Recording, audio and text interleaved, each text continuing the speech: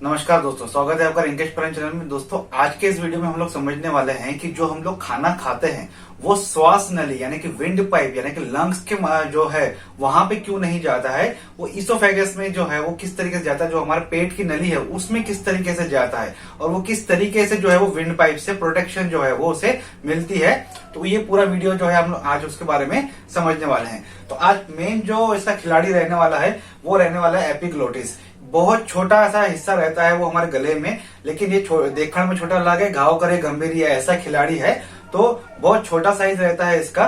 तो ये जो आज पूरा वीडियो रहेगा वो इस प्रोसीजर पे रहेगा कि डाइजेस्टिव सिस्टम में जो एक प्रोसीजर रहती है, फूड जो है वो माउथ से लेके स्टमक तक जाता है, उसके बारे में हम लोग समझेंगे। कौन से ब्रेन का हिस्सा जो है वो इस जो सिस्टम को है या उस फंक्शन को जो है वो फोकस करता है या फिर ऑपरेट करता है, और साथ ही मेन जो इसका जो काम है जो एपिग्लोटिस का, वो किस तरीके से रहता है, वो किस तरीके से खाने को जो है उन्हें विंड पाइप यानी कि लंग्स की तरफ जो है वो जाने से रोकता है। तो पूरा वीडियो ध्यान से सुनिएगा। तो एपिग्लोटिस पहले समझ लेते हैं, ये कि एक it's a flap of elastic cartilage about the larynx. लैरिंग्स जो रहते हैं वो हमारे जो गला रहता है, फेरिंग्स के ऊपर लैरिंग्स रहती है। ये एक वॉइस बॉक्स रहता है जिससे कि हम लोग बात करने में, जैसे मैं बोल रहा हूं तो ये जो मुझे शब्द जो निकल रहे हैं, ये लैरिंग्स जो रहता है वॉइस बॉक्स, ये उसके ऊपर एक फ्लैप रहता है। ये जो दिख रहा है आपको यहाँ पे, ये एक फ्लैप रहता है, इलास्टिक कार्टिलेज रहता है, ये ऊपर नीचे होता रहता है। ये फ्लैप इधर उधर लेफ्ट राइट जो है वो होता रहता है। तो ये फ्लैप जो है वो इसका मेन काम रहता है। तो कुछ और चीजें मैं क्लियर कर लेता हूँ। लैरिंग्स फेरिंग्स तो ये जो पाइप मैंने आपको यहाँ पे दिखाया हुआ है, जो सामने से आपको दिखाई देता है ना ये पाइप, ये एक्चुअली हमारे खाना खाने की नली नहीं, ये श्वास नली रहती है। यहाँ से ये फिर लंग्स में जाती है। तो ट्रकिया जो रहता है वो इसमें जाता है।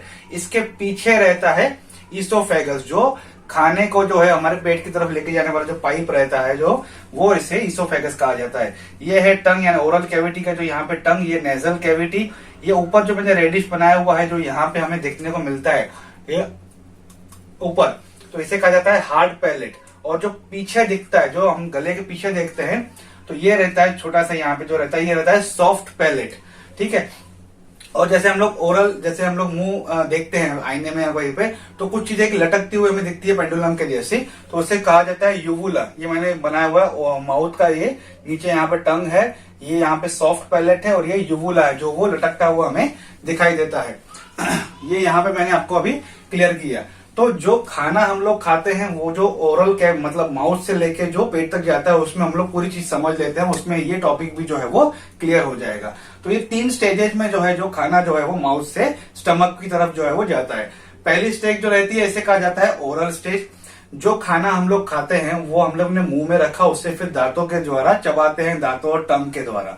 हमारे ओरल कैविटी में माउथ के अंदर जो सलाइवरी ग्लैंड्स रहते हैं, जो सलाइवा रिलीज कर, जिसके अंदर एंजाइम्स रहता है जो कि फूड को पचाने में हेल्प करते हैं, जो एंजाइम्स रहते हैं, तो वो उस फूड के साथ मिल जाते हैं और एक चिपचिपा एक गोल जैसा एक पदार्थ बनता है जिसे कहा जाता है बोलस। ठीक है। वो बोलस जो है वो यहां तक हमारे मुंह में, फिर हम लोग आगे उसे निगलते हैं। तो जैसे कि यहां तक देखिए, मैंने अभी खाना खा रहा हूं, यहां उसे निगल रहा हूं। तो जो ये प्रक्रिया रहती है, ये प्रक्रिया जो रहती है इसे वॉलेंट्री मूवमेंट कहा जाता है। मतलब ये हमारे कंट्रोल में है। जैसे कि मैं खुद चबा सकता हूं, यहां तक जो है निगलने तक, यहां तक उसके गले तक लाने की प्रक्रिया मेरे कंट्रोल में है। मैं उसे कितनी देर भी चबा सकता हूं और कभी भी जो चाहे मैं उसे अंदर की तरफ निगल सकता हूं। तो ये वॉलेंट्री मूवमेंट जो है हमारे ब्रेन में जो सेरेब्रल कॉर्टेक्स रहता है, मैंने नर्वस सिस्टम में इसके बारे में क्लियर किया है, और इसोफेगस वगैरह आपको डाइजेस्टिव सिस्टम में भी मैंने इसके बारे में क्लियर किया हुआ है, और रेस्पिरेटरी सिस्टम में मैंने रेस्पिरेशन का डिटेल जो है वो आपको बताया हुआ है। आप चैनल विजिट करके जो वीडियोस जो है वो देख सकते हैं। तो जो हमारे ब्रेन में जो सेरेब्रल कॉर्टेक्स रहता है ब्रेन में, वो इस वॉलेंट्री मूवमेंट को, जो ओरल कैविटी के अंदर जो फूड हम चबाते हैं, वो उसे कंट्रोल करता है। अब जैसे ही खाना जो है, जो बोलस है, वो यहां से लेके यहां तक आता है, जैसे वॉलेंट्री मूवमेंट खत्म होती है तो दूसरी स्टेज शुरू हो जाती है, उसे कहा जाता है फेरेंजियल स्टेज। ये फेरेंजियल स्टेज काफी इंपॉर्टेंट है, उसी में आपको पता चल जाएगा जो इस टॉपिक जो आज का है कि क्यों जो खाना जो है वो लंग्स की तरफ यानी कि विंड पाइप की तरफ नहीं जाता है, और जो खाना है वो हमारे जो इसोफेगस है, मतलब जो डाइजेस्टिव ट्रैक है, वहां किस तरीके से जाता है वो हम लोग आज समझेंगे। तो जैसे ही जो खाना है वो यहां पे आया, तो ये जो सॉफ्ट पैलेट है, ये सॉफ्ट पैलेट ऊपर हो जाते हैं। और ये जो यूवुला है ये भी ऊपर हो जाता है। क्यों? क्योंकि जो नेजल कैविटी है, नेजल कैविटी से जो सांस ले रहे हैं हम, वो ये उसे बंद कर देता है। यहां से क्यों बंद करता है? ताकि खाना जो है वो नेजल कैविटी में ड्यू टू एनी रिफ्लक्स की वजह से वो नहीं जाना चाहिए। तो ये एक बंदा जो है ये इसे बंद कर देता है। जो है दूसरा क्या प्रोसीजर होता है, एक चीज यहाँ पे एक और समझ लीजिए कि ये जो ईसोफेगस है, ईसोफेगस की जो ओपनिंग रहती है, यहाँ पे जो मुंह रहता है, यहाँ पे स्पिंक्टर रहता है। सुपीरियर ईसोफेगस स्पिंक्टर से कहा जाता है, मैंने डाइजेस्टिव सिस्टम में बताया हुआ है। तो ये स्पिंक्टर जो रहता है ये बंद रहता है, मतलब जब तक हम उसमें खाना नहीं जाएगा, कुछ चीज जाएगी नहीं जो कि ईसोफेगस में जाए, तब तक वो बंद रखता है। जो खाने की नली है उसको इस तरीके से बंद रखता है, वो रेस्टिंग पोजीशन पे रहता है। क्यों रहता है? ताकि जो हवा ली जाती है रेगुलर बेसिस पे वो पेट में ना चली जाए, वो सिर्फ श्वास नली में ही उसका आना जाना हो, तब तक ये बंद रहती है। तो ये जो बंद रहती है ये स्पिंक्टर क्या रहता है? एक प्रकार का आप उसे रबर बोल सकते हो, इलास्टिक फ्लैप बोल सकते हो, या वॉल बोल सकते हो, दरवाजा बोल सकते हो अपनी सिंपल भाषा में। तो वो इस तरीके से बंद रहता है, वो हमारे कंट्रोल में नहीं रहता, इनवॉलंटरी जो रहता है मसल रहता है। ठीक है। तीसरा है ये अपना जो एपिग्लोटिस, जो मेन खिलाड़ी है, ये कंटिन्यूअसली ये ऊपर की तरफ रहता है, ताकि जो सांस मुंह से और नाक से आ रही है वो सीधा ट्रकिया की तरफ और ये रेस्पिरेटरी सिस्टम में आना जाना करती है। जैसे ही खाना यहाँ पे आता है, जो बोलस रहता है, वो बोलस यहाँ पे एक स्टिमुलेशन देता है, जिसकी वजह से ये तीनों जो फ्लैप है ये अपना काम करना शुरू कर देते हैं। ये जो है ऊपर वाला, ये ऊपर चले जाता है ताकि नेजल कैविटीज में जो खाना नहीं जाना चाहिए। और जो स्पिंक्टर रहता है, वो स्पिंक्टर इस तरीके से कोई बंद रहता है, वो ये खुल के इस तरीके से हो जाता है। और एपिग्लोटिस जो है, ये एपिग्लोटिस जो फ्लैप है जो कंटिन्यू चालू रहता है, वो इस तरीके से बंद हो जाता है। तो यहाँ पे आपको देखने को मिलेगा जो ये इस तरीके से रहते हैं दोनों। ठीक है, ये यहाँ बंद हो जाते हैं इस तरीके से। तो ये एक ब्रिज बना देते हैं, किसके लिए? खाने के लिए, बोलस के लिए। तो ये ब्रिज जो है यहाँ पे इस तरीके से बन जाता है, जो खाना आया वो खाना सीधा ईसोफेगस में जाता है, वापस वो उधर नहीं जाता है। तो यही मेन एक कमाल है, जो दिखने में हमको बहुत सिंपल एक प्रोसीजर लगती है कि हमने खाना खाया और वो सिंपली हमारे गले में चला गया और पेट में चला गया। तो ये जो मेन एक कलाकारी है ऊपर वाले की, ये मेन कलाकारी है जो हमारे जो श्वास और जो खाने को किस तरीके से वो उन्होंने 3 फ्लैप के द्वारा जो है वो कन्वर्ट किया है, और ब्रेन में जो कुछ सिस्टम्स हैं उसके द्वारा ये ऑपरेट करता है। तो ये जो मेन फेरेंजियल स्टेज है, तो ये हमारे ब्रेन में जो पॉन्स और मेडुला ऑब्लोंगाटा रहते हैं स्पाइनल कॉर्ड के आसपास, जहां स्पाइनल कॉर्ड और ये ब्रेन मिलते हैं ब्रेन स्टेम में, तो वहां पे पॉन्स मेडुला ऑब्लोंगाटा है, जो ये स्वॉलोइंग रिफ्लेक्स सेंटर है। मतलब जो खाना हमने खाया वो रिफ्लेक्स नहीं होना चाहिए, वापस नहीं आना चाहिए, उसे रोकने के या फिर उसके प्रॉपर तरीके से चला जाए।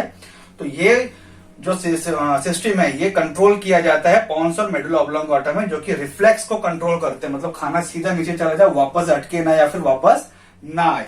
तो ये जो मेन प्रोसीजर है, यही मेन प्रोसीजर है जिसके थ्रू खाना जो है हमारा विंड पाइप में नहीं जाता है। लेकिन कभी कभी हम लोग जब खाना खाते हैं तो अचानक से खांसी आ जाती है। तो क्यों ये होता है कि मैंने पहले भी कुछ वीडियोस में बताया हूं कि ये जो फ्लैप है एपिग्लोटिस, ये भाई साहब अकेले हैं जो कि दोनों काम संभालते हैं, विंड का भी और ये ईसोफेगस का भी और विंड पाइप का। तो अगर ये भाई साहब को अगर प्रॉपर सेंसेशन इम्पल्स नहीं मिलते हैं तो ये कंफ्यूज हो जाता है। क्या होता है कि अगर हम लोग खाना भी खा रहे हैं और बात भी कर रहे हैं, तो बात करने के लिए हमें एयर की जरूरत रहती है, जो हम लोग सांस लेते हैं उसकी जरूरत रहती है। तो खाना खाया और बात भी कर रहे हैं, तो ये भाई साहब कंफ्यूज हो जाते हैं कि मैं किसकी तरफ जाऊं, यानी कि विंड पाइप को चालू रखूं या फिर ईसोफेगस को जो है वो चालू रखूं। तो ये कंफ्यूज हो जाता है। इस कंफ्यूजन में क्या होता है, कभी कभी गलती से खाना यहाँ इसके आसपास आ जाता है, जो कि अचानक से हमें खांसी आ जाती है, जो लंग्स क्या करते हैं फोर्सफुली उसे बाहर निकाल देता है। क्यों निकाल देता है बाहर? क्योंकि ये जो लंग्स है यहाँ पे अगर खाना चला गया तो ये लंग्स के थ्रू चला जाएगा, और लंग्स में अगर चला गया तो आदमी को है जो वही सीरियस कंडीशन हो जाती है, आदमी वहीं पे मर सकता है। इसलिए कहा जाता है कि खाना खाते वक्त बात नहीं करनी चाहिए, क्योंकि ये काफी फैटल कंडीशन भी हो सकती है। खाना खाते हुए हमें सिंपल जो है वो खाने की तरफ ध्यान देना चाहिए, ना कि दूसरी तरफ, क्योंकि उससे क्या होता है कि ब्रेन को प्रॉपर तरीके से सेंसेशन मिलते हैं कि उसे किस तरीके से काम करना है। तो ये जो चीजें हैं छोटी छोटी, ये प्रॉपर तरीके से काम कर पाती है, उनका जो फंक्शनिंग है प्रॉपर हो पाता है। इसलिए खाना प्रॉपर आपके डाइजेस्टिव सिस्टम में जाता है, ना कि यहाँ पे जो श्वास नली है वहां पे नहीं आता है। क्योंकि गलती से अगर यहाँ पे आ भी जाता है तो शुरुआत के यहाँ पे अगर आ जाता है तो लंग्स क्या करते हैं, उसे फोर्सफुली उसे बाहर की तरफ धकेलता है। जब हमें खाना खाते वक्त जब खांसी आ जाती है या फिर कभी कभी वॉमिट भी हो जाता है या फिर आंखों से नाक से पानी भी निकल जाता है कि वो कंटिन्यू एकदम से फोर्स जो है वो बाहर की तरफ फेंकता है। तो ये भी सिस्टम ऊपर वाले ने हमें दिया हुआ है। जैसे ही खाना यहाँ पे आता है वो तीसरी स्टेज शुरू हो जाती है, पेरिस्टाल्टिक मूवमेंट। पेरिस्टाल्टिक मूवमेंट में डिटेल में अलग से एक वीडियो बनाऊंगा, पर एक सिंपल समझ लीजिए कि ये मान लीजिए इसोफेगस है, यहाँ पे खाना आया तो यहाँ पे एक प्रेशर आता है जिसकी वजह से वो खाना नीचे की तरफ जो है वो स्टमक की तरफ फेंका जाता है। तो वो जो पेरिस्टाल्टिक मूवमेंट होती है वो किस तरीके से होती है उस पर हम लोग एक अलग जो है वीडियो बनाएंगे। तो आज का टॉपिक यहीं तक था। आई होप आपको आज का वीडियो अच्छा लगा होगा। ये सिंपल तरीके से मैंने आपको बताया कि जो एपिग्लोटिस है वो किस तरीके से काम करता है, जो मेन खिलाड़ी है इसके ऊपर, और वो किस तरीके से विंड पाइप मतलब हमारे जो लंग्स की तरफ जो है वो खाने को नहीं जाने देता है। तो आई होप आपका आज का वीडियो अच्छा लगा होगा। वीडियो अच्छा लगे तो लाइक शेयर सब्सक्राइब कमेंट जरूर कीजिएगा।